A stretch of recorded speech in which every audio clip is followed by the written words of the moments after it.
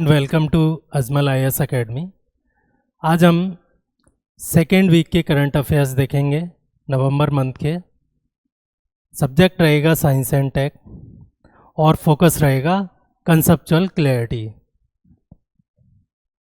जो टॉपिक्स हम कवर करने वाले हैं वो कुछ 6-7 टॉपिक हैं जो इम्पोर्टेंट हैं और न्यूज़ में रहे हैं। पहला टॉपिक है हिंदुस्तान एरोनॉटिक्स लिमिटेड की जो ट्विन जेट डील्स हुई हैं। बेसिकली ट्विन जेट का मतलब दो तरह के जेट इंजन हम इंपोर्ट करने वाले हैं, एक रूस से या रसिया से, सेकंड USA से। दोनों का पर्पज़ अलग है डील्स का, दोनों डिफरेंट जगह यूज़ होने वाले हैं, वो देखेंगे।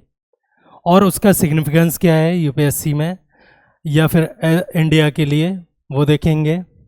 देन हम देखेंगे जियोमैग्नेटिक स्टॉर्म्स क्या होते हैं, कोरोनल मास इजेक्शंस क्या होते हैं और इनकी वजह से ऑरोरास कैसे फॉर्म होते हैं और इनके सैटेलाइट्स या हमारे कम्युनिकेशन जो टेक्नोलॉजी है उस पर क्या इम्पैक्ट आता है।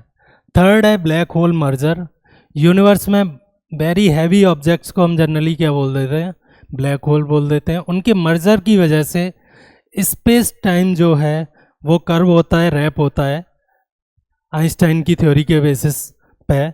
तो उसकी वजह से जो वेव बनती हैं स्पेस टाइम में उन्हें ग्रेविटेशनल वेव्स बोलते हैं, उसको देखेंगे और इसका क्या सिग्निफिकेंस है एस्ट्रोनॉमी में, यूनिवर्स को समझने में और UPSC के लिए।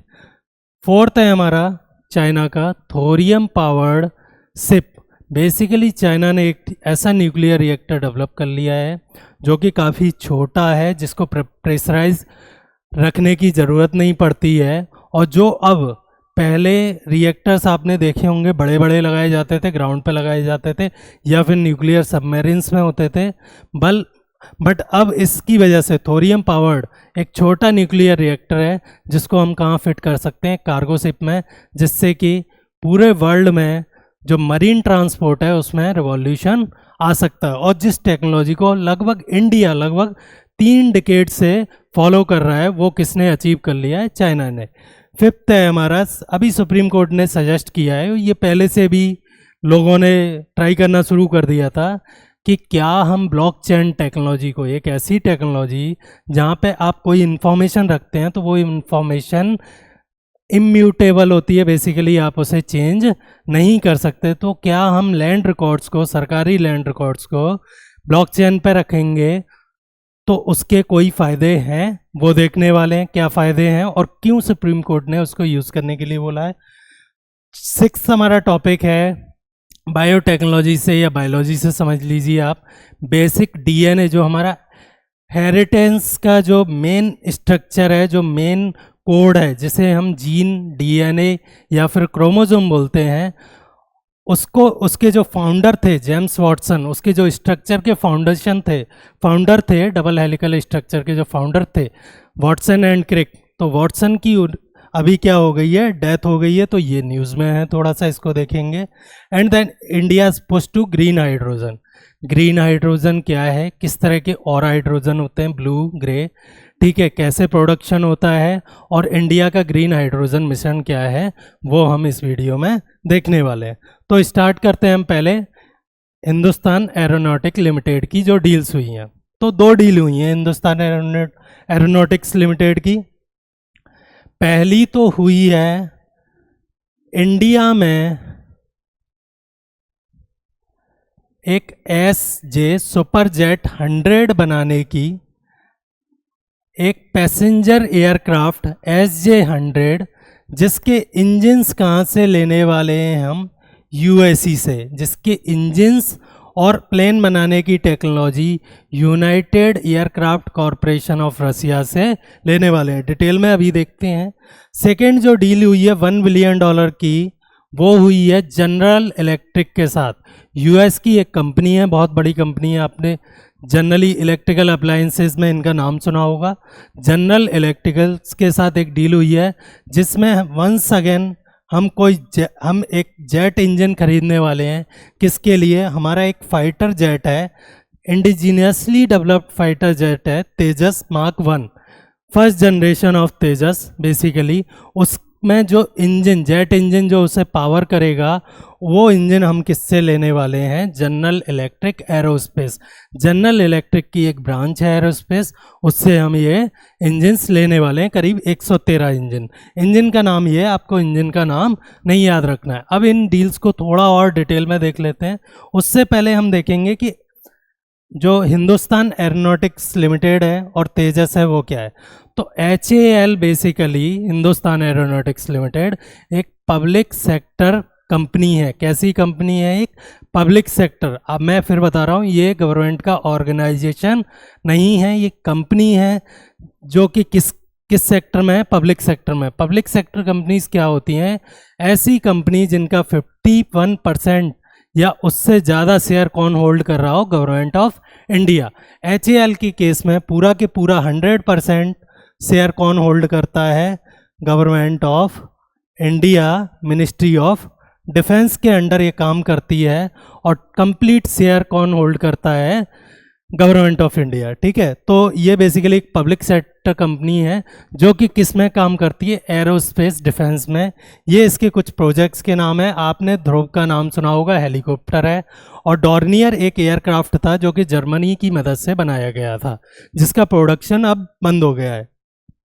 अब आ जाते हैं हम सेकेंड चीज़ पे जो रिलेटेड है, तेजस लाइट कॉम्बैट एयरक्राफ्ट या फाइटर क्राफ्ट भी बोल देते हैं। इंडिया का 4th generation self propelled, basically self made, India का इंडिजिनस एयरक्राफ्ट, जो कि कौन सी जनरेशन का है? 4th जनरेशन का है। और कैसा एयरक्राफ्ट है? एक मल्टी रोल फाइटर एयरक्राफ्ट है with single and double seat. दो ऑप्शन है इसमें, दो वेरिएंट हैं, सिंगल सीट के भी हैं और डबल सीट के भी हैं। और इसमें जो इंजन यूज़ होता है वो कितने इंजन यूज़ होते हैं? मार्क 1 में, तेजस मार्क 1 में जो engine, number of engine use हो रहे हैं वो सिंगल इंजन यूज़ हो रहा है। और अभी ये जो इंजन लिया जा रहा है वो लिया जा रहा है जनरल इलेक्ट्रिक एरोस्पेस से। तो इसी के लिए डील हुई है। समझ में आया आपको? तो पहला तो है कि तेजस बेसिकली एक 4th generation multi role fighter aircraft है जो कि single and double seat variant में आता है। और इंजन कितने लगे हुए हैं? जेट इंजन इसमें कितने लगे हुए हैं? एक इंजन लगा हुआ है। अब ये क्यों बता रहा हूँ मैं आपको? क्योंकि प्रीलिम्स के एक क्वेश्चन आ रखा है प्रीवियस ईयर जिसमें ये 3-4 चीज़ें पूछ रखी हैं कि ये 4th जनरेशन एयरक्राफ्ट है, ये सिंगल इंजन है, डबल इंजन है, और इसमें क्या डबल सीट का वेरिएंट अवेलेबल है या नहीं है। तो ये आपको बेसिक याद रखना है। किसके बारे में? हाल के बारे में और तेजस के बारे में। अब हम डील्स पे आ जाते हैं। पहला आ जाते हैं हम जो पैसेंजर एयरक्राफ्ट की डील हुई है, सुपर जेट, सुखोई जेट भी बोलते हैं कोई लोग इसे, कोई सुपर जेट भी बोलते हैं, बट बेसिकली एक SJ-100 नाम का सुखोई जेट। सुखोई से आपको एक आइडिया लग रहा है बेसिकली ये कहाँ से टेक्नोलॉजी ली है? हमने रसिया से ली है। इस पैसेंजर एयरक्राफ्ट को डेवलप करने की टेक्नोलॉजी कहाँ से ली है? हमने रसिया से ली है। और इसमें जो इंजन यूज़ हो रहा है वो भी हम कहाँ से इंपोर्ट कर रहे हैं? रसिया से। ये कम्प्लीटली इंडिया में मेक इन इंडिया के अंदर बना हुआ एयरक्राफ्ट है जो कि पूरा की पूरा कहाँ बनने वाला है? इंडिया में सिर्फ एक कंपोनेंट को छोड़ के, वो है इंजन। वो कहाँ से आने वाला है? रसिया से। सेकेंड, आपने 2-3 स्कीम्स पढ़ी होंगी गवर्नमेंट की, फॉर एग्जांपल उड़ान, उड़े देश का आम नागरिक, और मेक इन इंडिया, ये उन स्कीम्स को प्रमोट करता है। तो पहली डील हो गई HAL की। अब हम सेकेंड डील के कुछ इम्पोर्टेंट फैक्ट्स पे आ जाते हैं। जो सेकेंड डील है वो है तेजस के लिए जो 113 जेट इंजन्स खरीद रहे हैं। तेजस वंस अगेन एक इंडिजिनसली मेड फाइटर एयरक्राफ्ट है जिसका हम सिर्फ क्या इंपोर्ट कर रहे हैं फ़िलहाल? 113 जो इंजन्स हैं, जो जेट इंजन्स यूज़ हो रहे हैं तेजस में। ये मान लो एक फाइटर एयरक्राफ्ट है, तो इसमें जो जेट इंजन लगा रहता है जिसकी वजह से प्रोपेल कर रहा है, वो कहाँ से हम ले रहे हैं?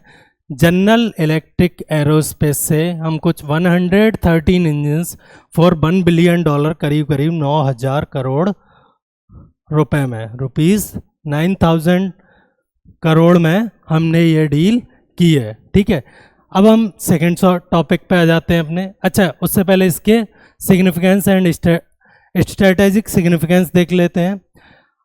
अगर हमारे पास खुद का फाइटर एयरक्राफ्ट है तो ऑब्वियसली हमारी जो डिफेंस है वो कैसा होगा, स्ट्रांग होगा। सेकेंडली, अगर हम फाइटर क्राफ्ट को अपने देश में बना रहे हैं तो हम लोगों को जॉब दे पाएंगे, किसी और पे डिपेंडेंट नहीं रहना पड़ेगा। और अगर मैं SJ-100 की बात करूं तो अभी हमारे जितने ऑपरेशनल एयरक्राफ्ट हैं, पैसेंजर एयरक्राफ्ट हैं, वो आपको मोस्टली दो कंपनीज से मिलेंगे। पहला तो है बोइंग और दूसरा है एयरबस। दोनों ही अमेरिकन कंपनी है। दोनों ही जब हम खरीदते हैं इनको तो बेसिकली हम पैसा पे करते हैं अमेरिका को, और जॉब कहाँ क्रिएट होती है, अमेरिका में।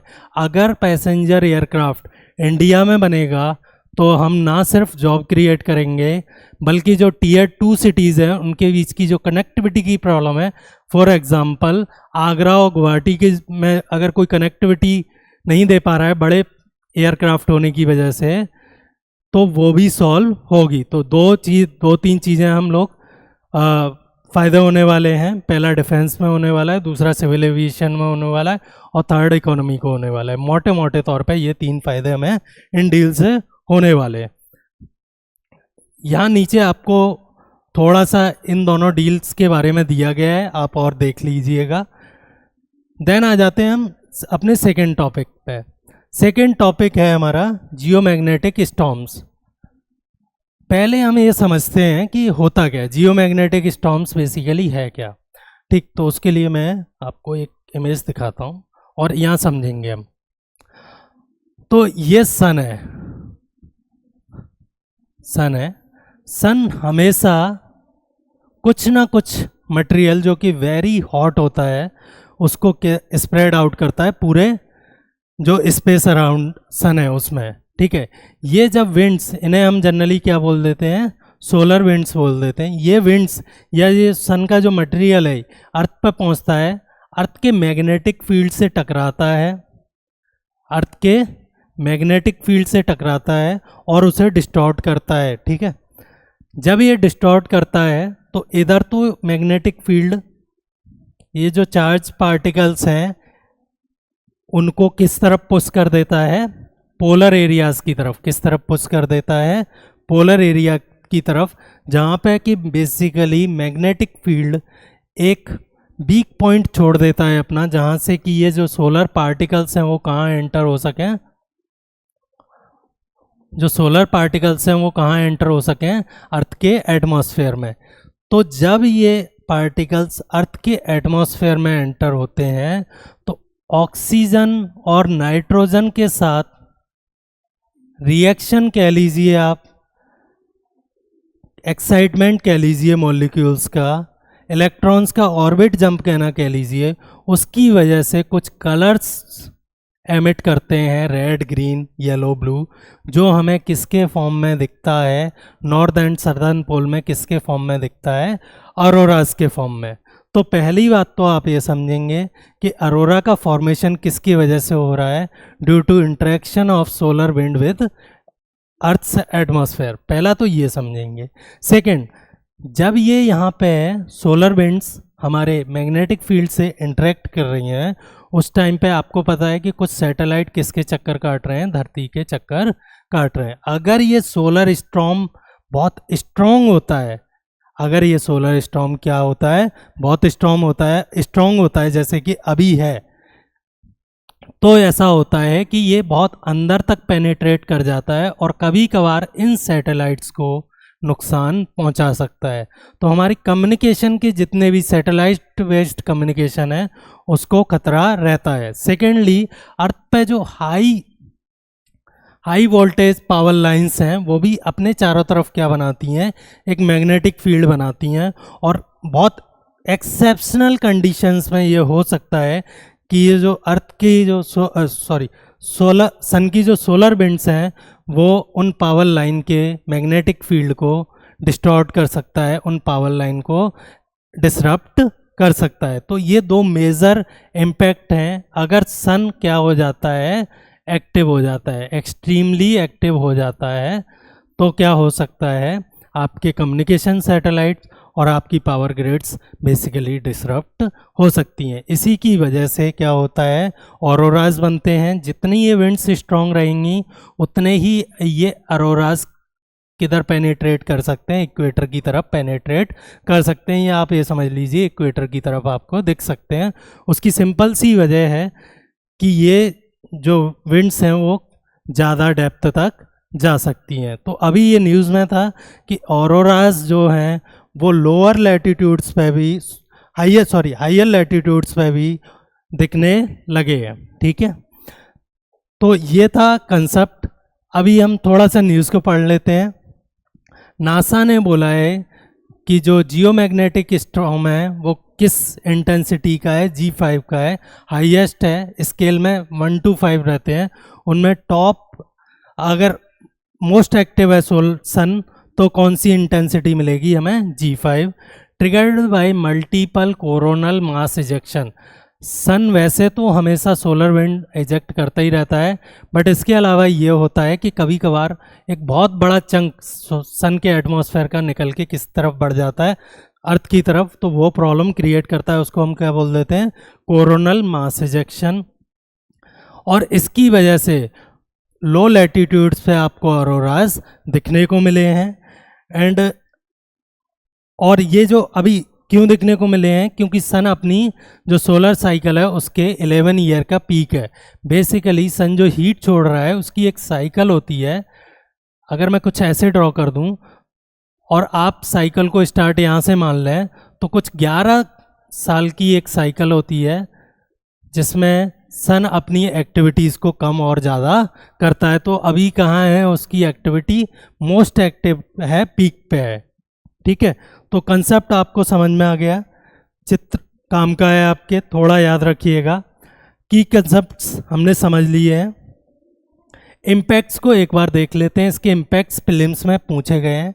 मैं फिर बोल रहा हूँ, इसके इम्पैक्ट्स प्रीलिम्स में पूछे गए हैं कि अगर सन बहुत एक्टिव है या कोरोनल मास इजेक्शन हो रहा है तो क्या क्या इम्पैक्ट हो सकते हैं। Satellites and GPS signal loss हमने बात की, क्यों हो सकता है, कैसे हो सकता है। पावर ग्रिड्स, जितनी भी दुनिया में इलेक्ट्रिकल पावर है वो अपने अराउंड एक मैग्नेटिक फील्ड क्रिएट करती है।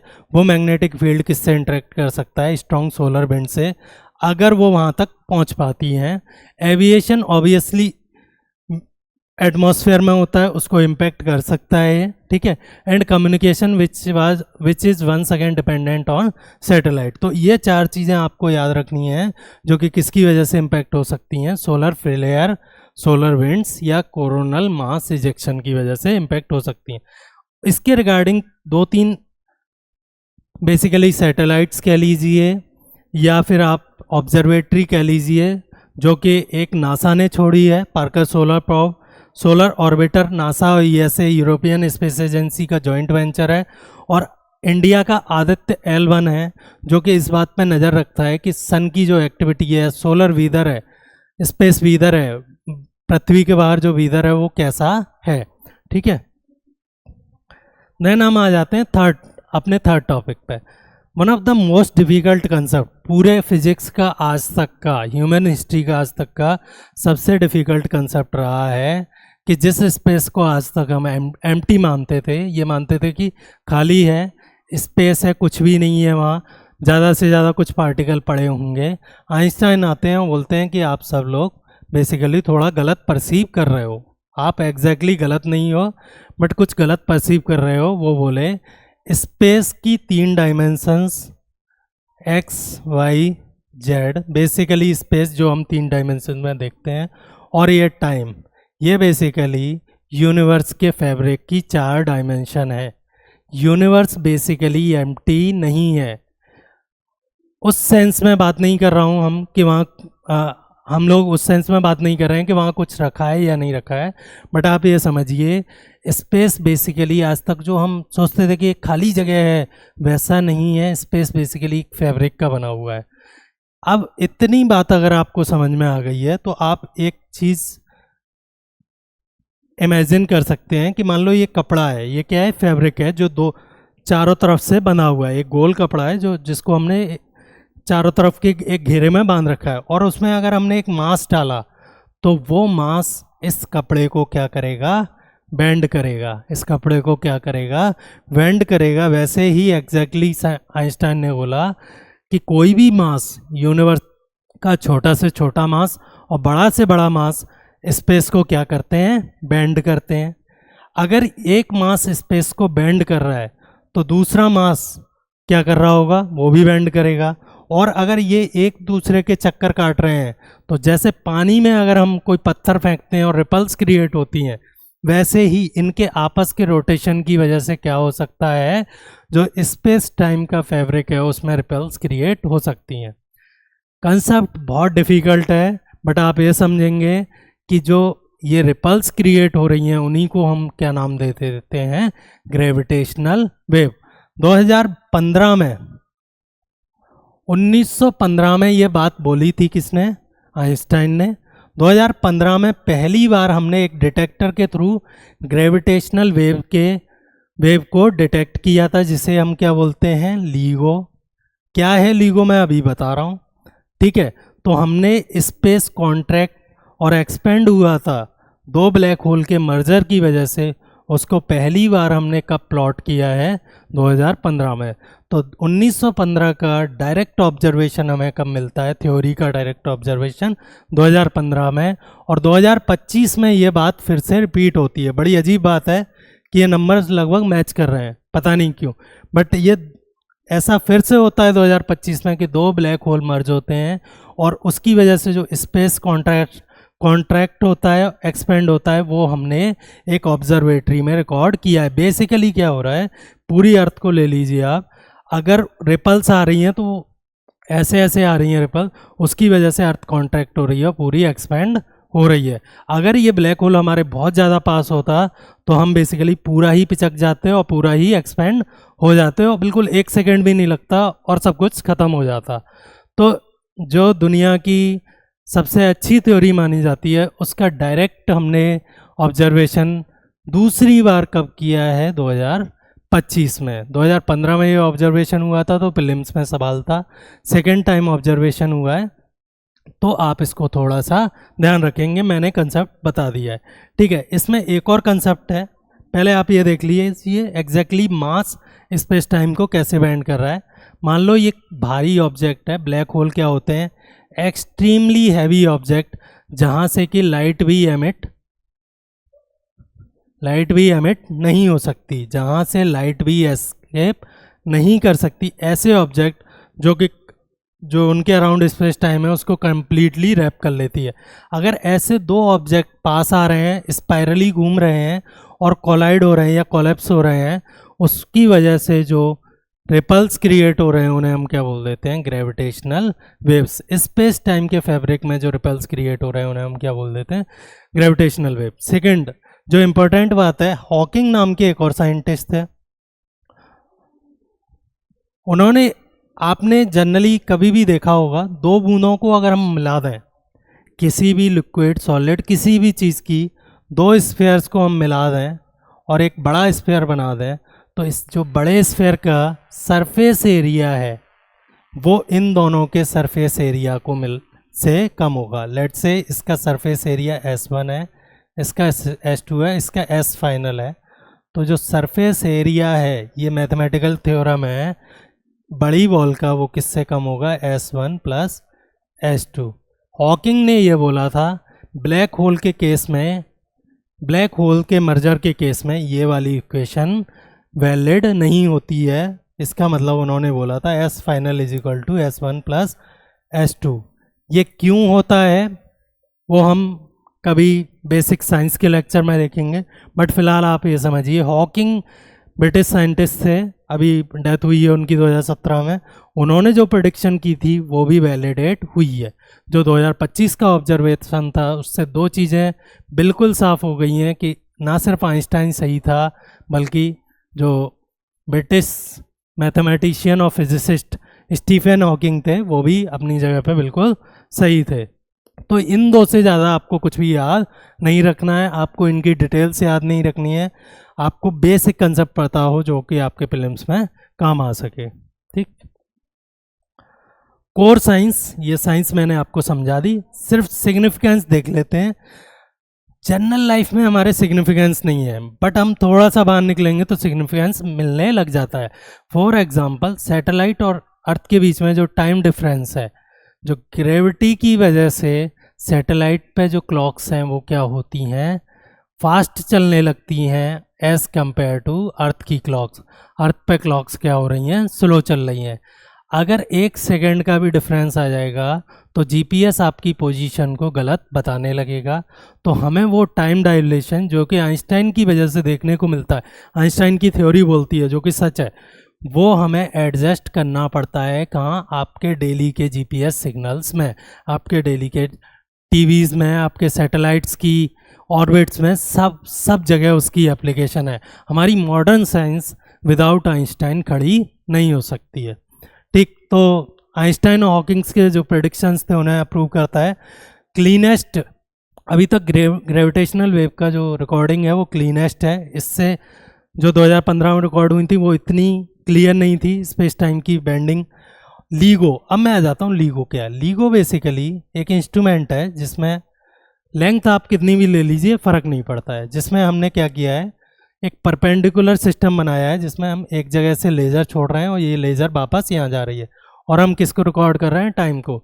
सिमिलरली हम यहाँ कर रहे हैं। मान लो कोई दो ब्लैक होल मर्ज हुए हैं और स्पेस इस तरह कॉन्ट्रैक्ट हुआ है। स्पेस, मान लो ये दोनों टी थे पहले, स्पेस के कॉन्ट्रैक्ट होने की वजह से आपने रिकॉर्ड किया कि 15 नवंबर है ना, रात में 11 बजे टी जो है वो क्या है, थोड़ा सा कम है। टी डैश जो क्या है, जो टाइम इसको यहाँ से यहाँ तक ट्रेवल करने को चाहिए वो क्या है, ओरिजिनल टाइम से कम है। इसका मतलब ये स्पेस पूरा क्या हुआ है, स्क्वीज हुआ है ना, कम हुआ है। ठीक, तो ये इसको हम क्या बोल देते हैं, लेज़र इंटरफेरोमीटर ग्रेविटेशनल ऑब्जर्वेटरी। किसको ऑब्जर्व कर रहा है, किसके थ्रू कर रहा है, लेज़र के थ्रू। इंटरफेरोमीटर कि भाई कितनी देर में टाइम ले रहा है। ग्रेविटेशनल किसको ऑब्जर्व करने की बात कर रहे हैं, ग्रेविटेशनल वेव्स को। और ऑब्जर्वेटरी है, किसकी ऑब्जर्वेटरी है, ग्रेविटेशनल वेव्स को ऑब्जर्व करने के लिए। इंडिया का जो लीगो है वो महाराष्ट्र में अभी प्लान हो रहा है, बेसिकली प्लानिंग स्टेज में है, बट इंडिया कोशिश कर रहा है किस में आने की, अपना खुद का लीगो बनाने की। चलिए अब हम अपने नेक्स्ट टॉपिक पे आ जाते हैं, और बड़ा ही इंटरेस्टिंग है। मतलब जिस टेक्नोलॉजी के पीछे थोरियम का नाम या फिर मोनेजाइट का नाम आपने न्यूज़ में मल्टीपल टाइम सुना होगा। थोरियम बेसिकली एक रेडियो एक्टिव मटेरियल है, जस्ट लाइक यूरेनियम 235। आपने सबने न्यूक्लियर बॉम्ब्स का नाम तो सुना ही होगा, अगर रिएक्टर्स का नाम सुना हो तो मोस्टली न्यूक्लियर बॉम्ब्स किसके बने होते हैं, यूरेनियम 235 के। मोस्टली न्यूक्लियर रिएक्टर किसके बने होते हैं, यूरेनियम, या किसके बेसिस पे काम करते हैं, यूरेनियम 235। बट ये थोड़ा सा ना कॉस्टली है, इसके रिजर्व्स हैं यूनिवर्स में या अर्थ पे वो थोड़े से कम है एज़ कंपेयर टू थोरियम या plutonium. As compare to thorium या प्लूटोनियम। मैं आपको समझाऊंगा इन तीनों का क्या रिलेशन है, कैसे यूज़ कर सकते हैं। पहले एक बार न्यूज़ पढ़ लेते हैं, ठीक है। तो जिस चीज़ के पीछे इंडिया 3 दशक से पड़ा था, थोरियम बेस्ड न्यूक्लियर रिएक्टर, वो किसने बना लिया है, हमारे चाइनीज़ अंकल ने। और वो किस में फिट कर दिया है, एक कार्गो शिप में। ये आपको याद रखना है भाई प्रीलिम्स के लिए। चलो अब टेक्नोलॉजी पे आ जाते हैं, एग्जैक्टली चल क्या रहा है। ठीक, तो एक यूरेनियम 235 नाम का एलिमेंट है, ठीक है। अगर इसके साथ इसको हम तोड़ते हैं, एक न्यूट्रॉन, बेसिकली न्यूट्रॉन और प्रोटॉन, ठीक है, एक न्यूक्लियस के बेसिक एलिमेंट्स। अगर हम एक हाई एनर्जी न्यूट्रॉन भेजते हैं किसकी तरफ, यूरेनियम 235 की तरफ, तो वो दो तीन चार हिस्से कितने में भी टूट सकता है, और उसके साथ हमें क्या मिलता है, एनर्जी मिलती है। वंस अगेन यहाँ पे आते हैं हमारे आइंस्टाइन, E=mc²। जो ये एनर्जी मिलती है वो एग्जैक्टली कितनी होती है, जितना यहाँ पे मास डिक्रीज हुआ। मान लो आपने यहाँ 1 kg से स्टार्ट किया और यहाँ 999 ग्राम रह गया, तो 1 ग्राम मास किस में कन्वर्ट हो गया, एनर्जी में कन्वर्ट हो गया। समझ में आ गया। पूरी दुनिया और इंडिया जो अभी तक न्यूक्लियर रिएक्टर बना रहे थे वो किस पे काम करते थे, यूरेनियम 235 पे, ठीक है। इसके बाद की जो स्टेज आती है वो आती है प्लूटोनियम 239 मास नंबर है, आपको बहुत ज़्यादा डिटेल में नहीं जाना है। सेकेंड स्टेज के जो इंडिया के न्यूक्लियर रिएक्टर थे, जिन्हें हम फास्ट ब्रीडर न्यूक्लियर रिएक्टर बोलते हैं, वो किस पे बेस्ड थे? प्लूटोनियम पे। Once again same, multiple fragments बनेंगे आपके और कुछ एनर्जी निकलेगी, और वो एनर्जी एग्जैक्टली कितनी रहेगी? E is equal to mc²। m कितना है? 1 ग्राम मास कम हुआ है, तो वहाँ रख लीजिए c वेलोसिटी ऑफ लाइट है। एनीवे ह्यूज एनर्जी निकलती है अगर हम एक पार्टिकल को भी ब्रेक करते हैं। इसीलिए न्यूक्लियर टेक्नोलॉजी को अनकन्वेंशनल और हाईली कैपेबल बताया जाता है अगर हम इसे सही से यूज़ कर सकें। और इसीलिए दुनिया में जो सबसे डिस्ट्रक्टिव पावर है न्यूक्लियर बॉम्ब, वो किसके बने हुए हैं? यूरेनियम। तो जो सेकेंड स्टेज के थे वो जो रिएक्टर्स थे वो किस पे बेस्ड थे? प्लूटोनियम। इसके बाद आता है एक थोरियम, जो कि काफ़ी अबेंडेंट है। और अब हम चाहते हैं एक ऐसा न्यूक्लियर रिएक्टर जो कि हमारे पास काफ़ी थोरियम है। मोनेजाइट सैंड केरला और उड़ीसा में पाई गई है, ठीक है। दुनिया भर में सैंड में थोरियम मिलता है आपको। मोनेजाइट बेसिकली किसका ओर है? थोरियम का ओर है।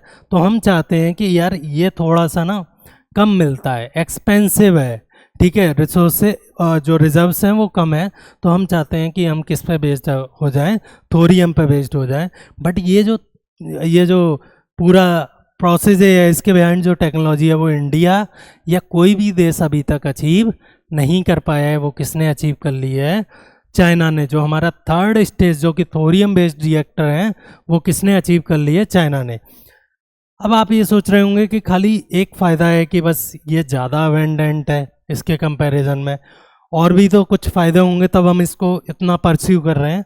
तो उन फ़ायदों को और देख लेते हैं कि एक थोरियम बेस्ड रिएक्टर के और एक यूरेनियम बेस्ड रिएक्टर के बीच में मेन डिफरेंसेस क्या हैं।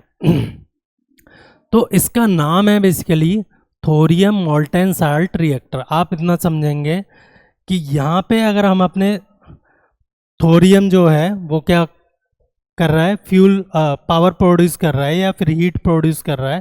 थोरियम टूट के अगर यहाँ पे एनर्जी प्रोड्यूस कर रहा है, तो इस चैम्बर में क्या भरा हुआ है? Molten salt. इसीलिए नाम क्या है? मोल्टेन साल्ट है।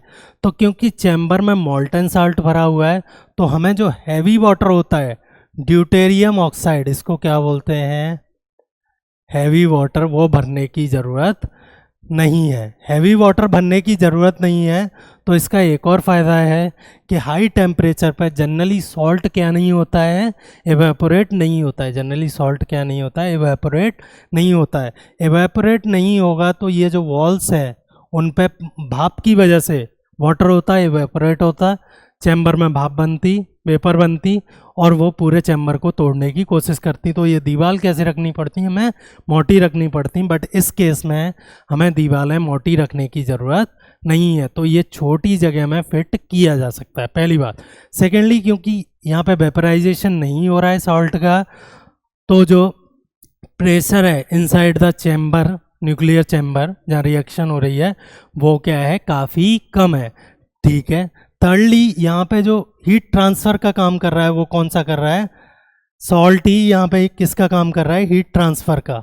जो हीट है, जो एनर्जी, जिसको हम टरबाइन के थ्रू बेसिकली इलेक्ट्रिक एनर्जी में कन्वर्ट करने वाले हैं, वो हीट कौन ट्रांसफ़र कर रहा है? सॉल्ट ट्रांसफ़र कर रहा है। तो आपने न्यूक्लियर रिएक्टर के बाहर बहुत बड़ी बड़ी चिमनी देखी होंगी जहाँ पानी का धुआं उठता रहता है। उस पानी की ज़रूरत नहीं पड़ती यहाँ पे, या बहुत कम पानी की ज़रूरत पड़ती है। किस वजह से? क्योंकि यहाँ पे हीट ट्रांसफ़र कौन कर रहा है? जो मोल्टेन फॉर्म में जो सॉल्ट है वो कर रहा है। तो पहली बात तो ये इंडिया का कौन सी स्टेज का प्रोग्राम है, आपको 2-3 चीज़ें याद रखनी है। थर्ड स्टेज का प्रोग्राम है, ठीक है, एडवांस्ड हैवी वाटर रिएक्टर वाला प्रोग्राम है, जिसके इंडिया अभी कहीं आसपास भी नहीं है। सेकेंड, क्योंकि इसमें मोल्टेन साल्ट यूज़ होता है हैवी वाटर की जगह, तो इसके जो चैम्बर है उसको प्रेशराइज करके रखने की ज़रूरत नहीं है। तो ये लगभग एटमॉस्फेरिक प्रेशर पे काम कर सकता है। थर्ड, इसमें वाटर की नीड, जो कूलिंग या फिर हीट ट्रांसफ़र के लिए जो वाटर की नीड्स हैं वो बहुत कम है। ये 3 बातें आपको याद रखनी है, ये 3 इसके फ़ायदे हैं। इसकी वजह से इसका साइज़ क्या हो जाता है? ओवरऑल रिएक्टर का साइज़ क्या हो जाता है? स्मॉल हो जाता है। प्रेशर ना होने की वजह से 70 to 140 टाइम्स एटमॉस्फेरिक प्रेशर ना होने की वजह से इसके फटने के चांसेस भी कम हो जाते हैं, तो इसकी यूज़ करने में सेफ्टी बढ़ जाती है। ये इसमें लिखी हुई है कहानी, आप पढ़ लीजिएगा आराम से। ये इसके पूरी टेक्नोलॉजी थी, ठीक है। देन हम वाई फॉर शिपिंग, अगर हम शिपिंग में यूज़ करते हैं तो ये रिएक्टर छोटा हुआ है, बट इतना भी छोटा अभी नहीं हुआ है। सेकेंडली, जहाज इतने बड़े होते हैं, एटलीस्ट हम इसे अपनी कार में यूज़ नहीं कर सकते, इतना छोटा नहीं हुआ है।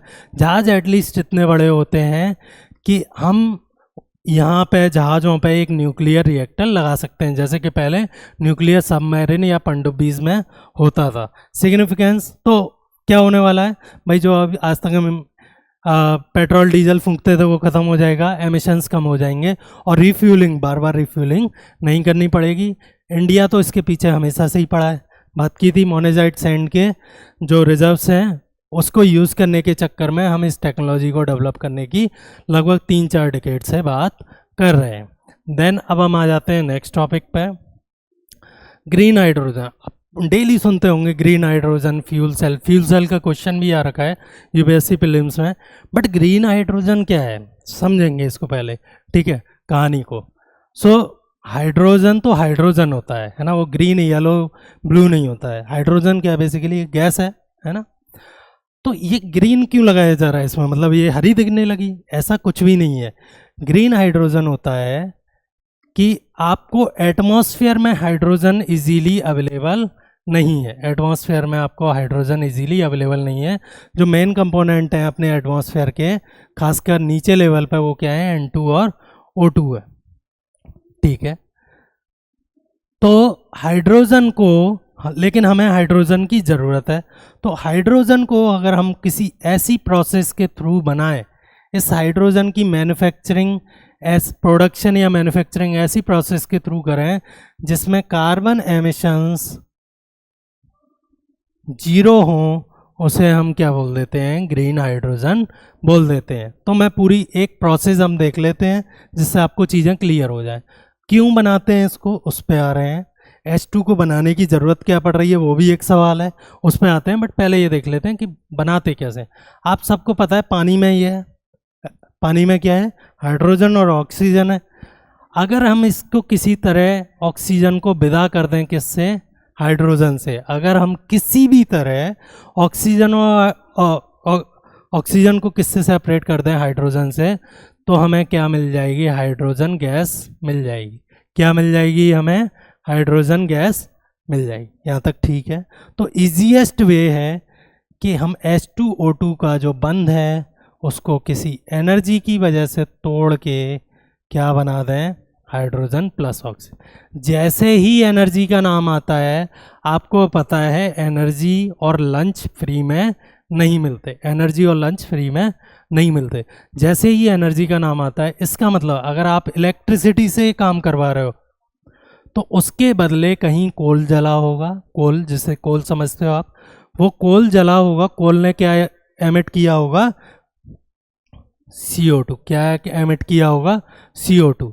अगर हाइड्रोजन के प्रोडक्शन में CO2 एमिट हुआ है तो उसे हम क्या नहीं बोलेंगे, ग्रीन हाइड्रोजन नहीं बोलेंगे। क्या बोलेंगे, वो आ रहे हैं, ठीक है, बट क्या नहीं बोलेंगे, ग्रीन हाइड्रोजन नहीं बोले। लेकिन अगर ये एनर्जी कहीं विंड टरबाइन से आई हो, कहाँ से आई हो, विंड टरबाइन से, तो क्या होगा, क्या इस एनर्जी के लिए हमने कोई कार्बन या CO2 एमिशंस किए हैं, कहीं ईंधन जलाया है, नहीं जलाया। हमने जो विंड की एनर्जी थी उसको इलेक्ट्रिसिटी में कन्वर्ट किया और उसको कहाँ यूज़ किया, हाइड्रोजन और ऑक्सीजन के बॉन्ड को तोड़ने में। तो H2+O आपको मिलने लगेंगे किस फॉर्म में, डिफरेंट में, ठीक है। तो फिर H2 और O आपको सेपरेटली मिलने लगेंगे, किस एनर्जी की वजह से, रिन्यूएबल एनर्जी की वजह से। और ऐसे हाइड्रोजन को जो कि रिन्यूएबल एनर्जी की वजह से प्रोड्यूस हुआ, उसे हम क्या बोल देते हैं, ग्रीन हाइड्रोजन। डिपेंडिंग ऑन आप किस तरह की एनर्जी यूज़ कर रहे हो इस बॉन्ड को तोड़ने के लिए, आपके हाइड्रोजन के नाम बदल जाएंगे, green hydrogen, blue hydrogen, grey hydrogen. कितना कार्बन एमिट हुआ है उसके बेसिस पे हम डिसाइड करते हैं कि ये जो हाइड्रोजन प्रोड्यूस हुआ है वो बेसिकली क्लीन है उसके लिए हमने कोई भी कार्बन एमिट नहीं किया है, उसके लिए हमने जो एनवायरनमेंट है उसे पॉल्यूट नहीं किया। ठीक है, चलिए, तो ये बेसिक है किसका, ग्रीन हाइड्रोजन का। कुछ प्रोडक्शन मेथड्स देख लेते हैं हम ग्रीन हाइड्रोजन के। ग्रीन हाइड्रोजन क्या है जिसमें एमिशंस क्या होंगे, जीरो होंगे। यूजेस पे मैं बाद में आ रहा हूँ, पहले आप ये समझिए कि और क्या तरीके हैं हाइड्रोजन को प्रोड्यूस करने के। किसी भी दिन यूपीएससी पूछ सकता है। ठीक है, तो ग्रीन हाइड्रोजन रिन्यूएबल एनर्जी से आप हाइड्रोलिसिस के थ्रू H2O को तोड़ के H2 + O2 बना रहे हो एनर्जी देके, इसको हम क्या बोल देते हैं, ग्रीन हाइड्रोजन। और भी कई सारे तरीके हैं। For example biomass. Biomass generally CH और O का बना रहता है।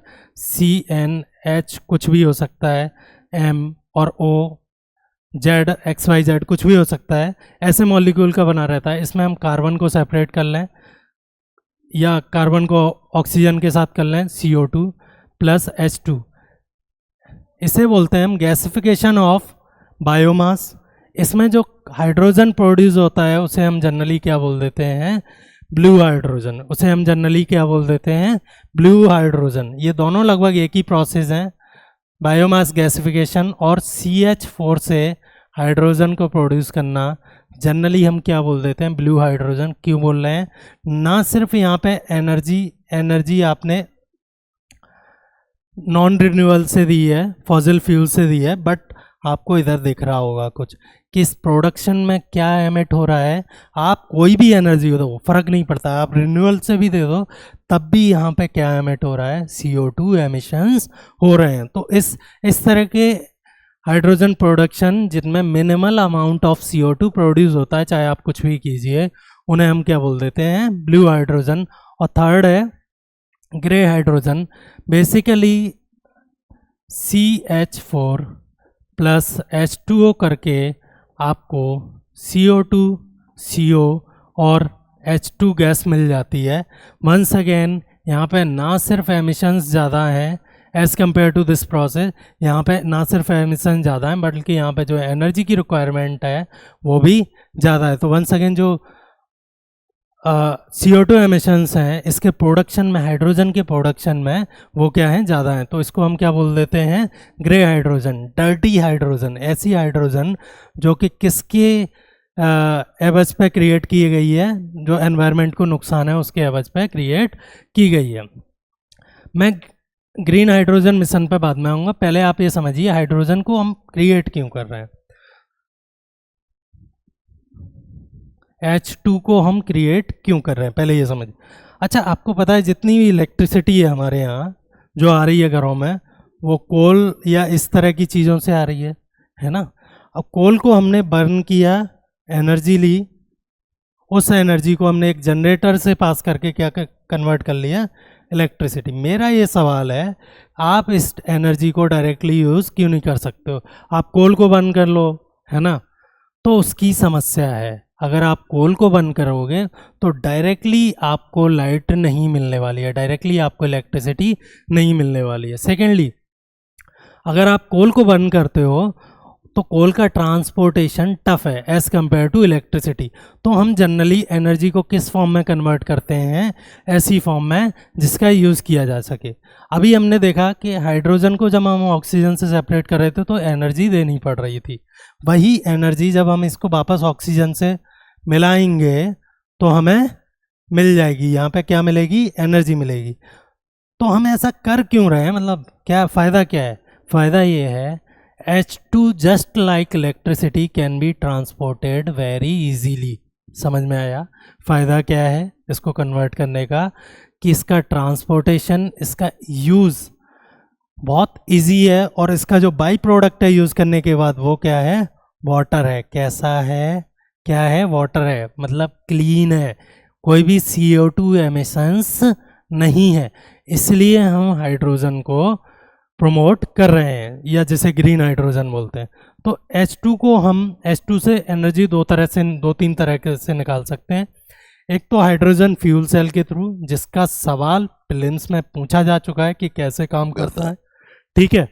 सेकेंड है, हम हाइड्रोजन को सिंपल H2 + O2 बर्न कर दें, जिसे हम बर्निंग बोलते हैं। वंस अगेन आपको H2O मिलेगा, ठीक है। वंस अगेन आपको क्या मिलेगा, H2O मिलेगा, जो कि फिर से क्लीन है। तो एक इंटरनल कंबशन इंजन में हम इसे बर्न कर सकते हैं। और तीसरा है, ज़रूरत पड़ने पे हम इसे बर्न करके एक जनरेटर की मदद से क्या क्रिएट कर सकते हैं, इलेक्ट्रिसिटी क्रिएट कर सकते हैं। समझ में आ गया। तो अब आ जाते हैं हम नेशनल ग्रीन हाइड्रोजन मिशन पे, जिसके पीछे सरकार पड़ी हुई है। हमने ये समझ लिया, अगर हाइड्रोजन रिन्यूएबल एनर्जी के थ्रू प्रोड्यूस किया गया है तो उसके ना सिर्फ प्रोडक्शन में CO2 एमिशन जीरो हैं, बल्कि जब हम बर्न कर रहे हैं तब भी CO2 एमिशंस क्या हैं, जीरो हैं। हाइड्रोजन को बर्न करने पर सिर्फ एक प्रोडक्ट बनता है H2O, जो कि वाटर है। वाटर क्या है, क्लीन प्रोडक्ट है, क्लीन बाई प्रोडक्ट है, ठीक है। इसीलिए कभी कभार आपने जो टेल पाइप है, जो कार्स की जो टेल पाइप है, उससे क्या पानी टपकते देखा होगा, वो बेसिकली पानी ही होता है, ठीक है, क्योंकि उसमें हाइड्रोकार्बन बर्न हो रहे हैं और उसका एक बाई प्रोडक्ट होता है वाटर, ठीक। तो पहली बात तो हम अपने एनवायरनमेंट को क्लीन करने की बात कर रहे हैं, ठीक है। पहला तो सबसे पहला और इम्पोर्टेंट है कि हम कुछ इतने 50 million tons of CO2 emissions को कम करेंगे। मैंने बताया कैसे, पूरी प्रोडक्शन से लेके बर्न करने तक या यूज़ करने तक कोई भी कार्बन एमिशन नहीं है। कितना ग्रीन हाइड्रोजन का प्रोडक्शन करना है हमें, 5 मिलियन टन्स का। ये सरकार का एम है भाई, ठीक है। ऐसा हो भी सकता है, नहीं भी हो सकता है। और ये ग्रीन हाइड्रोजन के प्रोसेस के लिए जो एनर्जी चाहिए, जो इलेक्ट्रिसिटी चाहिए, वो कितनी है, 125 गीगा वाट है। ये हमारा एम है। इसकी वजह से लगभग 8 लाख करोड़ का इन्वेस्टमेंट हम एम कर रहे हैं, और लगभग 6 लाख नौकरियों की ग्रीन जॉब्स जो हैं वो आएंगी इसकी वजह से। नेक्स्ट टॉपिक है हमारा, बहुत ही न्यूज़ में रहने वाला, आपने क्रिप्टो और ब्लॉकचेन का नाम सुना ही होगा। तो सुप्रीम कोर्ट ने अभी बोला है कि जब ब्लॉकचेन इतनी सेफ है कि आप जब तक पासवर्ड नहीं जान लेते, आप बिटकॉइन को उसकी जगह से नहीं हिला सकते, उसके ऑनर से दूर नहीं कर सकते, तो क्यों ना हम जो लैंड रिकॉर्ड है, बेसिकली कोई प्लॉट ऑफ लैंड जो मेरे नाम है या आपके नाम है, उसको डिजिटल फॉर्म में कन्वर्ट कर दें, एक टोकन के फॉर्म में कन्वर्ट कर दें कि भाई ये लैंड इस लैटिट्यूड, इस लॉन्गिट्यूड, इस डिस्ट्रिक्ट में, इस तहसील में, इस गांव में, इस जगह पे है, और ये लेट से सतपाल के नाम है। तो इस इंफॉर्मेशन को इस ये जो अभी प्रोसेस की हमने, इसे क्या बोलते हैं, टोकनाइजेशन। डिजिटल फॉर्म में कन्वर्ट करना किसी भी इंफॉर्मेशन को, उसे हम क्रिप्टो में क्या बोल देते हैं, ब्लॉकचेन के टर्म्स में क्या बोल देते हैं, टोकनाइजेशन। तो सुप्रीम कोर्ट ने बोला है कि इंडिया में ज़मीन लेना इतना टफ क्यों है, क्यों ना हम इसे सिंप्लीफाई कर दें और कहाँ डाल दें, ब्लॉकचेन पर डाल दें। एक बार ब्लॉकचेन पर डल गई, चाहे उस ब्लॉकचेन को आप मैनेज कर रहे हो, मैं मैनेज कर रहा हूँ, या गवर्नमेंट मैनेज कर रही हो, उसको चेंज करना लगभग असंभव है। उसको चेंज करना लगभग असंभव है। जनरली उस ब्लॉकचेन को कौन मैनेज करेगा, गवर्नमेंट करेगी। तो ऐसे लैंड रिकॉर्ड जो आप दुनिया में कहीं भी रह के देख सकते हैं, कहीं भी यूज़ कर सकते हैं, जिसमें वेरिफिकेशन की ज़रूरत नहीं है, जिसमें जो चीज़ें हैं वो इतनी क्लियर कट हैं, जैसे कि पानी भरा हो और आप नीचे देख सकते हो, तो ऐसा काम लैंड रजिस्ट्रेशन में क्यों ना किया जाए, ये सुप्रीम कोर्ट ने बोला है। चलो, ये सुप्रीम कोर्ट ने बोला है, यहाँ तक ठीक है। ये प्रोसेस पूरी होने वाली कैसे है, वो आपके प्रीलिम्स के लिए इम्पोर्टेंट है। और जो ये है कि लैंड रिकॉर्ड्स को टोकन बना के ब्लॉकचेन पर रजिस्टर करना है, ये आपके मेंस के लिए इम्पोर्टेंट। इस पूरी प्रोसेस को समझ लेते हैं। तो पहले हम समझेंगे ब्लॉकचेन क्या होती है, ठीक है। इस बात से ज़्यादा ज़रूरी है, आपने 100 बार ब्लॉकचेन का नाम सुना होगा, बट ये नहीं समझ में आया होगा आज तक कि बेसिकली ब्लॉकचेन होती क्या है, ठीक। तो आज हम पहले थोड़ा ब्लॉकचेन को समझ लेते हैं। ब्लॉकचेन एक ऐसा लेज़र, समझते हो आप, लेज़र बेसिकली एक टर्म यूज होता है इकोनॉमिक्स में। लेज़र का मतलब होता है keeping of transaction one after another. जहाँ हम ट्रांजैक्शंस को रखते हैं, जहाँ हम चीज़ों को या इंफॉर्मेशन को रखते हैं, उसे क्या बोलते हैं, लेज़र बोलते हैं। ब्लॉकचेन कंप्यूटर की एक ऐसी टेक्नोलॉजी है जहां हम ब्लॉक्स की फॉर्म में किसको रखते हैं, इंफॉर्मेशन को। ये इंफॉर्मेशन ये हो सकती है कि कोई पर्टिकुलर लैंड कहाँ पे है, किसके नाम है। ये इंफॉर्मेशन ये हो सकती है कि कोई बिटकॉइन किसके नाम है। ये इंफॉर्मेशन ये हो सकती है कि किसी देश ने दूसरे देश के साथ इस समय कौन सी ट्रीटी साइन की है जो कि सिक्योर है, जो कि किसी को पता नहीं है। पहली बात आपको ये समझ में आई, ये इंफॉर्मेशन कुछ भी हो सकती है। ये इंफॉर्मेशन जनरली एनक्रिप्टेड होती है। एनक्रिप्टेड मतलब कि कोई भी विदाउट एक पर्टिकुलर फंक्शन या विदाउट एक पर्टिकुलर प्रोग्राम के बिना इसे पढ़ नहीं सकता है। तो अगर ऑनर ना चाहे कि उसे आपकी इंफॉर्मेशन पता चले तो कोई भी आपकी इंफॉर्मेशन नहीं पढ़ सकता है, ठीक है। तो हमने एक स्टार्ट किया और एक ब्लॉक में या एक खांचे में हमने एक फोल्डर में अपनी कुछ इंफॉर्मेशन रखी। सेम हमने मान लो ये 10 तारीख की इंफॉर्मेशन थी, 11 तारीख को हमने एक और ब्लॉक जोड़ा, चीज़ें बदल गई। हमने रजिस्टर किया कि भाई जो लैंड पहले इसके नाम पे था सतपाल के, वो अब किसके नाम पे हो गया, मुजाहिर के नाम पे। तो हमने सेकेंड ब्लॉक में वो इन्फॉर्मेशन रजिस्टर की और कुछ एडिशनल इन्फॉर्मेशन जो इस दुनिया में क्रिएट हुई है वो रजिस्टर की। ऐसे ही हम करते रहे तो ये ब्लॉक्स की क्या बन गई, एक चेन बन गई, ठीक है। अब आप ये कह रहे होंगे इन्फॉर्मेशन ही तो है, ये भी पड़ी हुई है, ये भी पड़ी हुई है, 12 तारीख की भी इंफॉर्मेशन पड़ी रहेगी, कोई भी आके चेंज कर सकता है।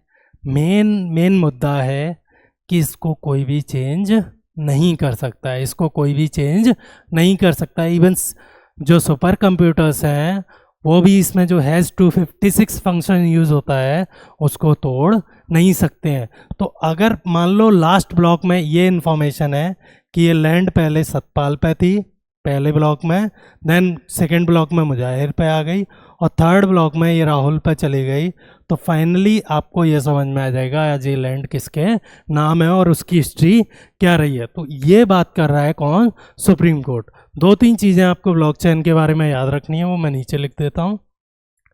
पहली तो जो इन्फॉर्मेशन है वो क्या है, एनक्रिप्टेड है। पहली तो इन्फॉर्मेशन क्या है, एनक्रिप्टेड है, कोडेड इन्फॉर्मेशन है।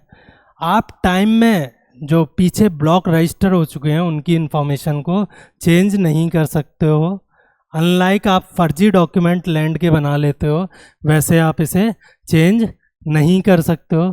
थर्डली ये इंफॉर्मेशन जनरली क्या है, ओपन है, कि बेस्ड ऑन परमिशन आप इस इंफॉर्मेशन को देख सकते हो, बट वंस अगेन आप इसको चेंज नहीं कर सकते हो। देखना और चेंज करना 2 डिफरेंट चीज़ है। क्यों नहीं कर सकते हो, proof of work, proof of stake क्या होता है, वो आपके बियॉन्ड की बातें हैं, उनमें मैं जाना नहीं चाहता हूँ, बट आपको ये 3 बातें याद रखनी है। और टोकनाइजेशन क्या है, किसी भी इंफॉर्मेशन को डिजिटल फॉर्म में कन्वर्ट करके ब्लॉक में रखने लायक बनाने की प्रोसेस को क्या बोलते हैं, टोकनाइजेशन बोलते हैं। ये 3-4 बातें आपको इस टेक्नोलॉजी के बारे में याद रखनी है। ब्लॉकचेन्स क्या हैं, ठीक है, ब्लॉक्स की चेन है। ब्लॉक्स क्या है, जहाँ पे इंफॉर्मेशन स्टोर हो रही है। टोकनाइजेशन बेसिकली आप किसी इंफॉर्मेशन को उन ब्लॉक्स में रखने के लायक बना रहे हो, ठीक है। तो ये सुप्रीम कोर्ट ने बोला है। इसके फ़ायदे क्या हैं जो अभी करंट सिस्टम है उसके अगेंस्ट, ऑनरशिप ऑफ प्रूफ। मेरे पास एक कागज़ है, आप भी बना लाए कागज़, 20 साल केस चल रहा है। इधर वैसा नहीं हो सकता है। इधर एक लैंड रिकॉर्ड जब रजिस्टर हुआ था एक के नाम पे ही हो सकता है, वो दूसरे के नाम पे नहीं हो सकता। फॉर एग्जांपल एक सेम बिटकॉइन 2 लोगों के नाम पे नहीं हो सकता है। हो सकता है वो हाफ ऑन कर रहे हो, पर एक पूरा के पूरा बिटकॉइन ऐसा नहीं हो सकता है कि वो सतपाल के नाम पे भी हो और वो मुजाहिर के नाम पे भी हो। समझ में आ गया? तो पहले ये प्रॉब्लम ख़त्म, फ्रॉड की रिस्क ख़त्म। कोई मतलब ही नहीं होता है कि आप फ्रॉड कर लो, आप उसके रिकॉर्ड को चेंज नहीं कर सकते, जो अथॉरिटी है वही चेंज कर पाएगी। वेरिफिकेशन की समस्या ही ख़त्म। अगर जो ब्लॉकचेन पर पड़ा हुआ है वही क्या है, फाइनल है, तो आपको वेरीफाई करवानी है या तहसीलदार को या फिर पटवारी को ढूंढने की ज़रूरत नहीं है। और world across you can bring uniformity. Technology है, पूरी दुनिया में चल रही है, इंडिया छोड़ो, आप पूरी दुनिया में यूनिफॉर्मिटी ला सकते हो, ठीक। अब आ जाते हैं हम इसके सिग्निफिकेंस पे केस रिडक्शन हो जाएगा, ईज़ ऑफ डूइंग बिजनेस हो जाएगी। जिन लोगों को ज़मीन खरीदना है उन्हें एक्चुअल ओनर का पता रहेगा, वो उनसे डायरेक्ट कांटेक्ट करके उस चीज़ को एग्जीक्यूट कर सकते हैं, लैंड को खरीद सकते हैं। ठीक है, supports digital India. One line basically अगर ब्लॉकचेन ले आते हैं तो लैंड रिकॉर्ड्स में ट्रांसपेरेंसी आ जाएगी, जो लफड़े हैं वो क्या हो जाएंगे, ख़त्म हो जाएंगे। लास्ट टॉपिक है और उतना ही इम्पोर्टेंट है जितने बाकी टॉपिक्स हैं, बायोटेक से क्वेश्चन आते रहे। तो चलो थोड़ी कहानी सुनते हैं। बेसिकली वॉटसन एंड क्रिक नाम के दो बंदे थे जो कि एक्सरे डिफ्रैक्शन, एक टेक्नोलॉजी होती है जिसमें हम मॉलिक्यूल्स या फिर बायोमॉलिक्यूल्स, डीएनए वगैरह है, उनको हम मैप करते थे। 1950s की टेक्नोलॉजी थी बट आज भी रेलिवेंट है। तो वॉटसन एंड क्रिक ने देखा एक्सरे डिफ्रैक्शन की मदद से कि जो जेनेटिक मटेरियल है, जो मेन जेनेटिक मटेरियल जिसे हम डीएनए बोलते हैं, वो अनलाइक आरएनए कैसा होता था, सिंगल थ्रेड होता था, ये कैसा है, डबल थ्रेड है। और ना सिर्फ डबल थ्रेड है बल्कि इसमें क्या है, ये डबल थ्रेड हाइड्रोजन बॉन्ड से जुड़े हुए हैं और ये हेलिकल है। कैसा है, हेलिकल है। इसका स्ट्रक्चर हेलिक्स भी हो सकता था, कैसा भी हो सकता था, स्पाइरल हो सकता था, बट इसका स्ट्रक्चर कैसा है, हेलिकल है। तो वॉटसन एंड क्रिक ने 1951 या 52 में ये बताया था कि जो डीएनए का स्ट्रक्चर है, जो हमारा मेन जेनेटिक मटेरियल है, उसका स्ट्रक्चर कैसा है, डबल हेलिकल है। इसके लिए इन्हें 1964 में नोबेल प्राइज़ मिला था। ठीक, तो अब हम आ जाते हैं पूरी की पूरी कहानी, अब हम आ जाते हैं डीएनए पे, जीन पे या क्रोमोसोम। ये तीनों चीज़ क्या होती हैं, ये हमारे यूपीएससी के लिए इम्पॉर्टेंट है। डबल हेलिकल स्ट्रक्चर आप यहाँ देख सकते हो। यहाँ पे दो तीन चीज़ें जो हमारे काम की हैं, यूपीएससी के लिए इम्पोर्टेंट हैं, वो ये हैं कि एक डीएनए में, एक जीन में और एक क्रोमोसोम में क्या फ़र्क होता है। हम पूरी दुनिया को पता है कि ह्यूमन के अंदर, मेरे अंदर, आपके अंदर, जितनी भी दुनिया में ह्यूमन है उनमें 23 क्रोमोसोम पेयर्स हैं। और पेयर्स हैं इसका मतलब टोटल नंबर ऑफ क्रोमोसोम कितने हो गए, 23 इंटू 46 क्रोमोसोम्स हैं। ये पूरी दुनिया को पता है, ठीक है। बट ये क्रोमोसोम क्या होता है, इसका डीएनए से क्या रिलेशन है और जीन क्या होता है, वो देख लेते हैं हम थोड़ा सा। सो डीएनए है बेसिक, ये जो थ्रेड आपको पड़ा हुआ दिख रहा है, जो आपका बेसिक जेनेटिक मटेरियल है, उसे हम डीएनए बोल देते हैं। इस डीएनए की सीक्वेंस के कुछ हिस्से को, जो कि आपकी किसी कैरेक्टर को डिसाइड कर रही है, फॉर एग्जांपल आपकी हाइट कितनी होने वाली है, आपका कलर कैसा रहने वाला है, आपके जो हेयर कलर है वो कैसा रहने वाला है, इन सब ट्रेड्स को जो डिसाइड करता है, जो सेगमेंट ऑफ डीएनए, ठीक है, उसको हम क्या बोल देते हैं, जीन। और मल्टीपल जीन मिला के एक क्रोमोसोम पेयर बनाते हैं, जो कि ह्यूमंस में कितने हैं, 23। इसी को हम क्या बोल देते हैं, क्रोमोसोम पेयर, ठीक है। तो एक chromosome basically complete genetic material है। ऐसे हमारे अंदर 46 क्रोमोसोम होते हैं और 23 पेयर होते हैं। इन 46 में से 23 आपको मिलते हैं, 23 आपको मिलते हैं अपनी मदर से और 23 आपको मिलते हैं अपने फादर से। समझ में आया? इसीलिए ये किस में एग्जिस्ट करते हैं, पेयर में। इसीलिए आपके अंदर कोई ट्रेट आपकी माँ से आ जाएगा और कोई ट्रेट आपके फादर से आ जाएगा, डिपेंडिंग ऑन कि कौन सा जीन डोमिनेंट हो गया है, कौन सा क्रोमोसोम या क्रोमोसोम का पार्ट डोमिनेंट हो गया है, ठीक है। ये आपको थोड़ी एक्स्ट्रा इन्फॉर्मेशन दी है यहाँ पे, इतनी ज़रूरत नहीं है, ठीक। तो आप इसको आराम से देख लीजिएगा। सिग्निफिकेंस क्या है इस टेक्नोलॉजी का या जीन का जानने का। आपने अभी एक क्रिस्पर नाम की एक टेक्नोलॉजी बहुत न्यूज़ में रही थी, जिसमें हम डीएनए के कुछ हिस्से को क्या कर सकते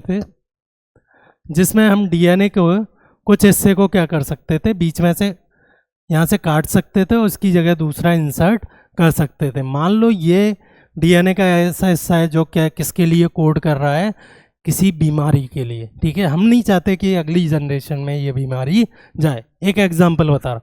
तो हमने CRISPR-9 करके एक टूल है बेसिकली, ठीक है, कुछ एंजाइम्स हैं जो कि डीएनए के स्पेसिफिक सेक्शन को काट के दूसरा सेक्शन इंसर्ट कर सकते हैं, ठीक है।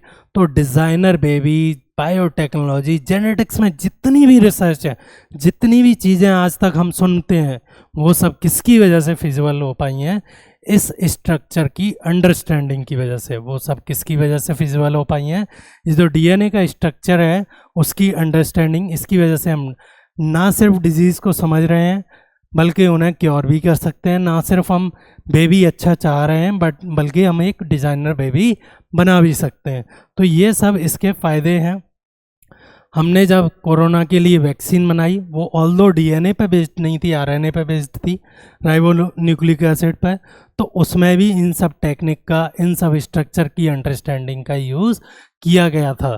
तो इसके मल्टीपल फ़ायदे हैं। लगभग 1950 से लेकर आज तक 70 सालों में जेनेटिक्स या बायोटेक्नोलॉजी का फील्ड के जो एक्सपेंशन की वजह है वो है हमारे इन मॉलिक्यूल्स की, डीएनए और आरएनए की better understanding. So thank you.